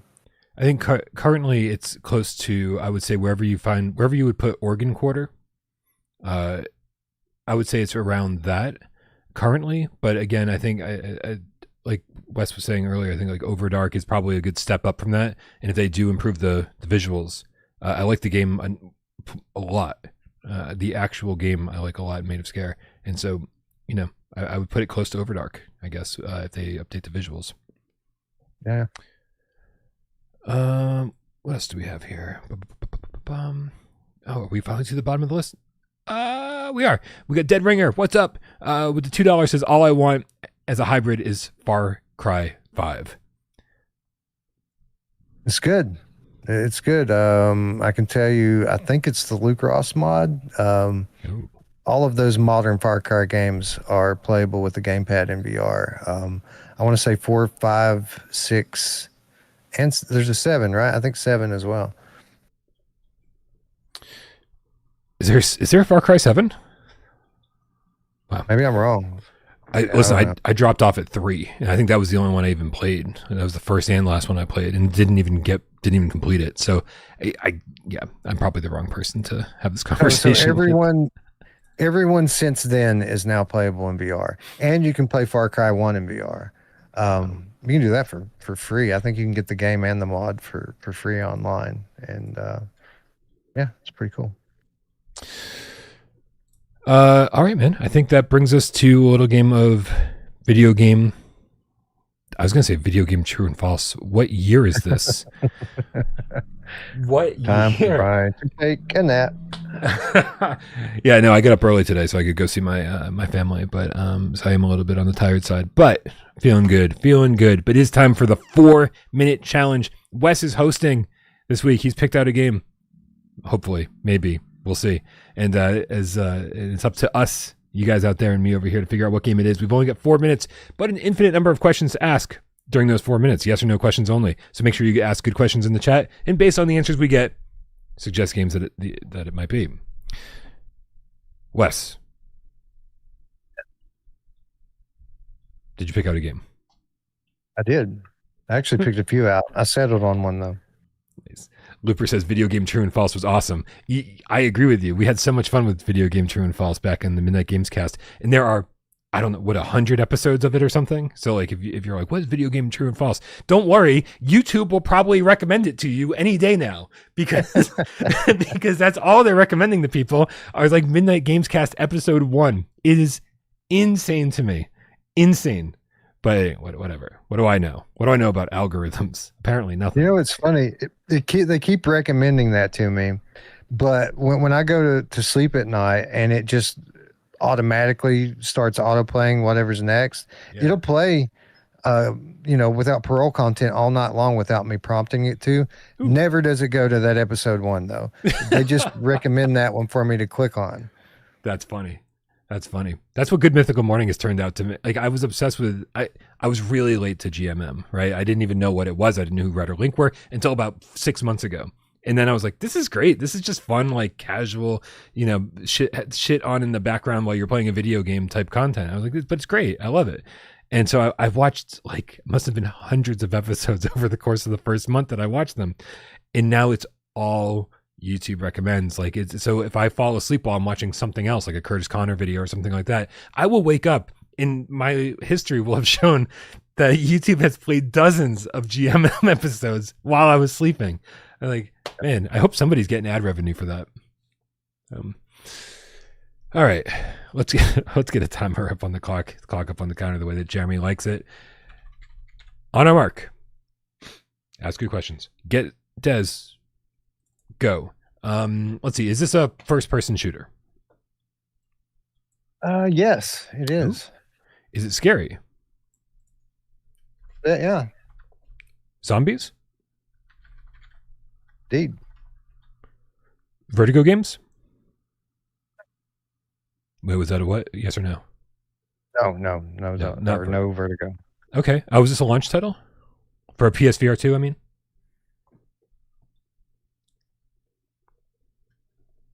So let me look. Okay, it was a PSVR2 title though. No.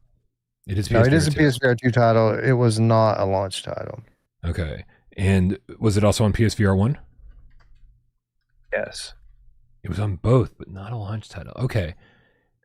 Oh, does this have multiplayer? It does. Is it okay? Let me give you some backstory. There's a game called Survive that has that only has a 2-player support on PSVR1 and 4-player support on PSVR2. Does this game only have 2-player support on PSVR1 and 4-player support on PSVR2? Apparently, yes. Is this Survive? This game is Survive. Man, you nailed that one, bro. Nice. I didn't look at the chat in the water immediately. That's great. No, I've been thinking about these games, multiplayer games, because we've been, again, trying to think of things to play on the fundraiser, and this one just occurred to me would be cool. Survive comes to mind. Cave Digger 2 we haven't mentioned. We could play Cave Digger 2, and then the no-brainers into Black or the Rush. All of these, we could do any of them.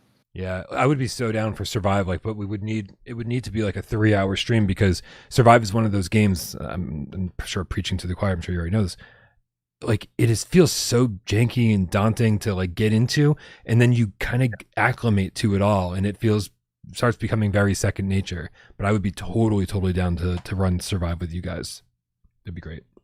I'm in too, and playing a game like this, 3 hours is fine. Like I can play this for 3 hours easy. Nice.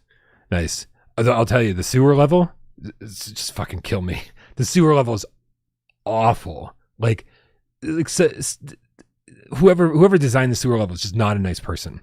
It is labyrinthine, and if you end up going the wrong way, the only way we were able to survive the labyrinth, which I think is the second major area, is to just we died hundreds of times until we figured out the right path through it, and then just like sprinted it, like just fucking dodging and weaving zombies every 5 seconds. Just like, no, I'm not going to shoot you and waste my time. Just fucking run toward the exit. That's the only way we handled it.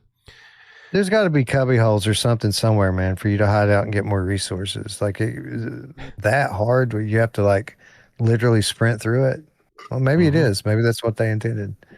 I don't know, but it was painful. It was painful to do. We had a very dedicated group playing through for review, and I'm very thankful for those guys, because we I would if I wasn't reviewing the game, I would have fucking bailed. That's for sure. Tommy says, any Grimlord news? Should have launched soon. Yeah, they told us a month ago that it was about a month out on PSVR2. Haven't heard anything since. Either, but it's a great game, and yeah, we should have it anytime. It's a good thing to remember that, especially when it's like a studio like Metal Cat, who I believe hasn't published anything on PlayStation prior to this, getting through cert is always 1,000 times more difficult than they expect, right? And so they're constantly getting the game back with notes from Sony being like, you got to fix this, you got to fix this, you got to fix this, and they fix those things, and they get the game back the next time through cert, and it's a different set of things, right? They just have no idea what they're up against, and so I think that's why they were like, oh yeah, like within the next month. It's like, bro, until you have a release date, I don't believe it. It could be months until this game comes out. Yeah, it certainly could. It's a good point. All right, we get the username of the day right here, Wes. Hot Lips for Johnny with the level 3 membership. It says, why don't developers put cheat codes in games anymore, especially VR, like God mode, unlimited ammo, etc., that you could button press on your PlayStation controller? Had so much fun using back in the day. Listen, I think they did. Sorry, go ahead. I'm interested. I was going to say the thing that most people don't know is that in many cases they do. You just don't know about it, and it's not in your version of the game. It's just in my version of the game because I'm special. Touché. They put what they call dev cheats or dev backdoors into these games. Typically, or initially, these are for testing, easy testing of certain scenarios and situations, so that the devs aren't having to try to stay alive with everything they have just to test something out.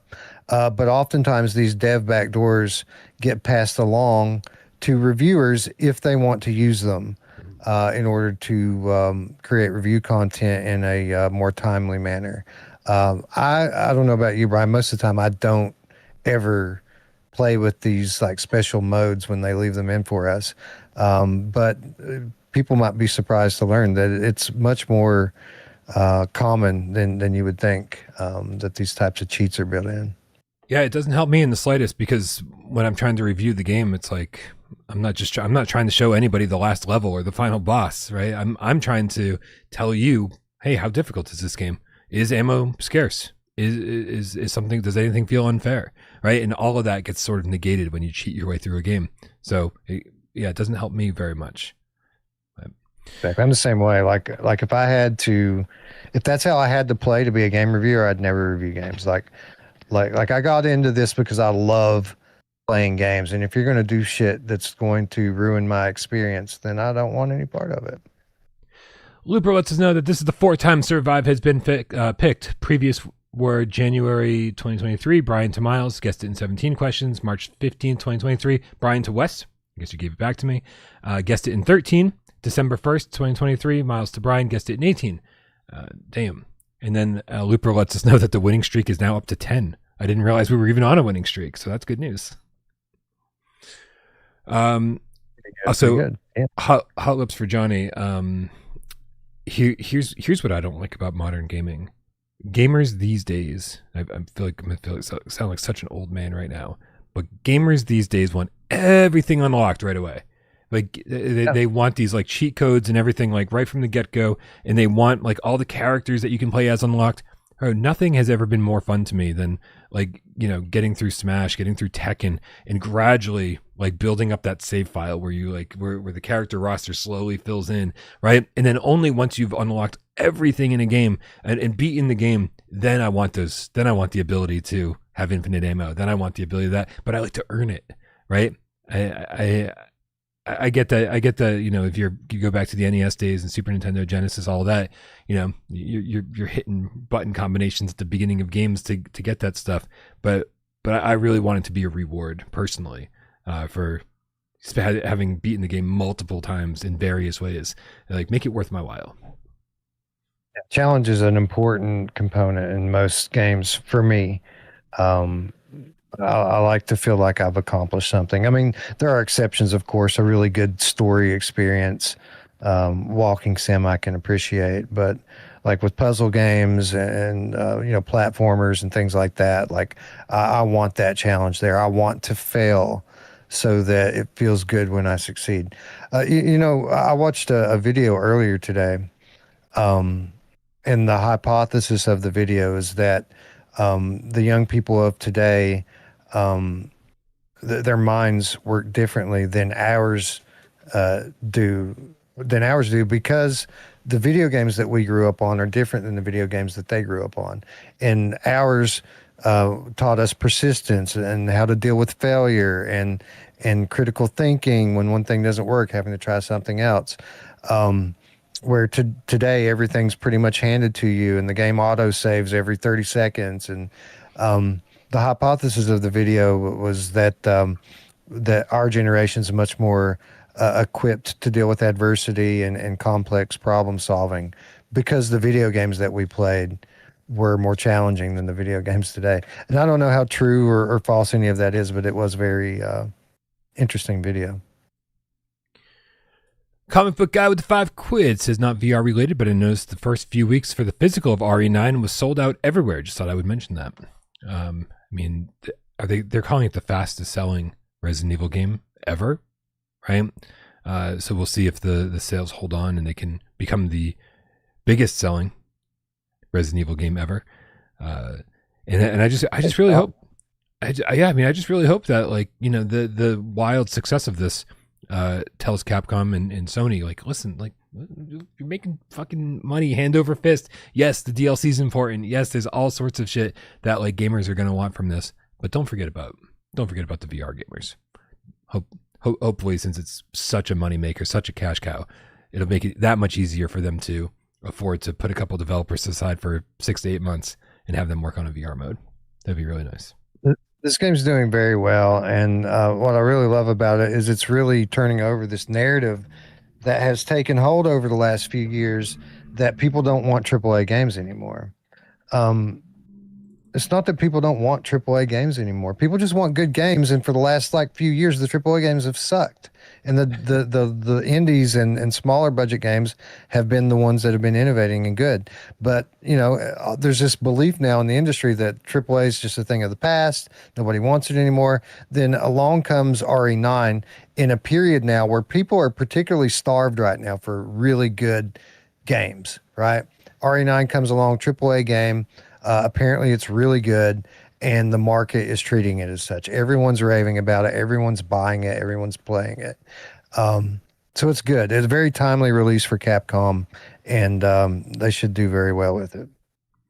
Also, I just want to say, Aaron Maynor, I see you putting the blood code in the chat. ABACABB. I've got a whole story about how I snuck down and unwrapped my Christmas present. And played Mortal Kombat on my Genesis before Christmas. Snuck it back into my room. Promised my parents I would never use the blood code because I was a fucking liar. and then already knowing the blood code, having it memorized from GamePro or EGM, and then putting in APAC, ABB, and all the words turn red, and all the fatalities are enabled. And so not only am I fucking opening, sorry if my parents are watching, opening a Christmas present days before I was supposed to open it, but I also put in the blood code when I promised them I wouldn't. It's like just being a bad kid on top of being a bad kid multiple times. So might as well bad. go all the way, man. You already crossed the line. You might as well go all the way. It's funny that your parents even knew about that. All the hysteria around Mortal Kombat back in the day, just because of some blood.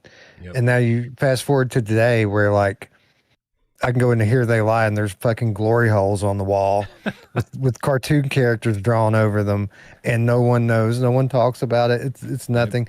The games are so much worse now than they were when we were growing up, but the hysteria was like times 100 back then versus what it is now.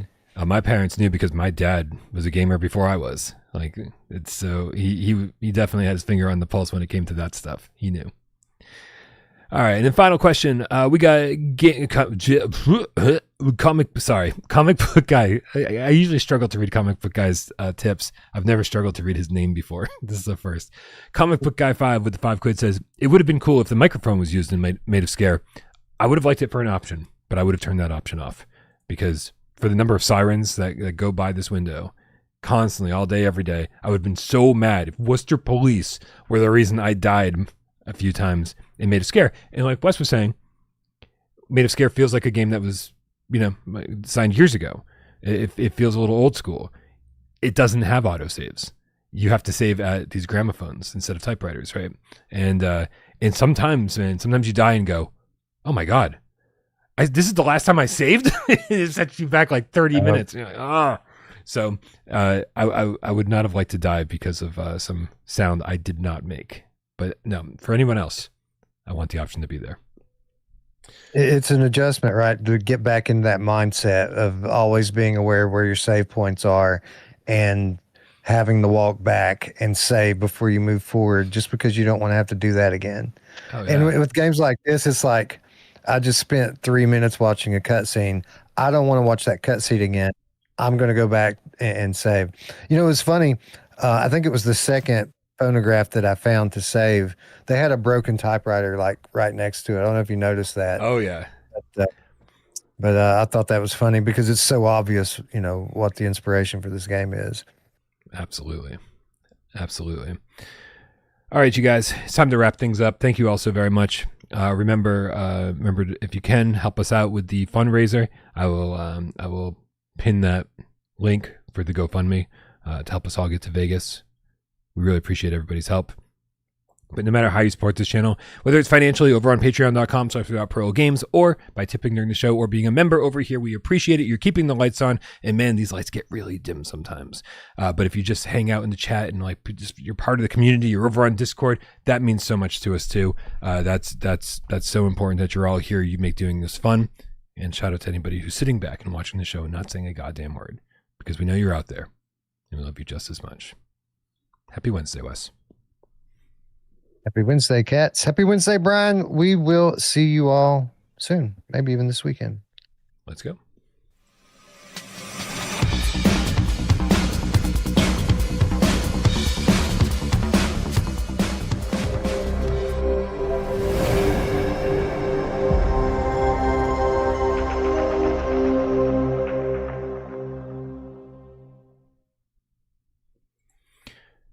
Oh, Wes, another Wednesday. Let's take a look back at Without Parole history before we call it quits. I got to go to my backup hard drive. And I don't know. I forget the date. We're going to go all the way back to, not too far. We're going to go back to March 22nd. I'm saying it really slow. Now. 20. I'm saying it real slow because my backup hard drive just does not want to fucking do anything. Come on, you can do it. Probably my favorite thumbnail you've ever done, Brian. It's beautiful. Yeah? Well, here it is. Live from Boston. It's 2024 GameCat Meetup. Everything you missed from PAX. The 4 of us sitting there together with the PAX in the background. Bro, this is crazy. right? We don't get to AJ became a co-host before I ever met him. You became a co-host before I ever met you in real life. Miles became a co-host before I ever met him in real life. And so the times we've actually been together IRL have been so few and far between, which makes these meetups like just 1,000 times more special. Agreed. I miss you guys. Like, we had such fun. Not just last year, but even the time before that. I can only imagine what it's going to be like when the lot of us make it to Vegas and get unleashed on that place.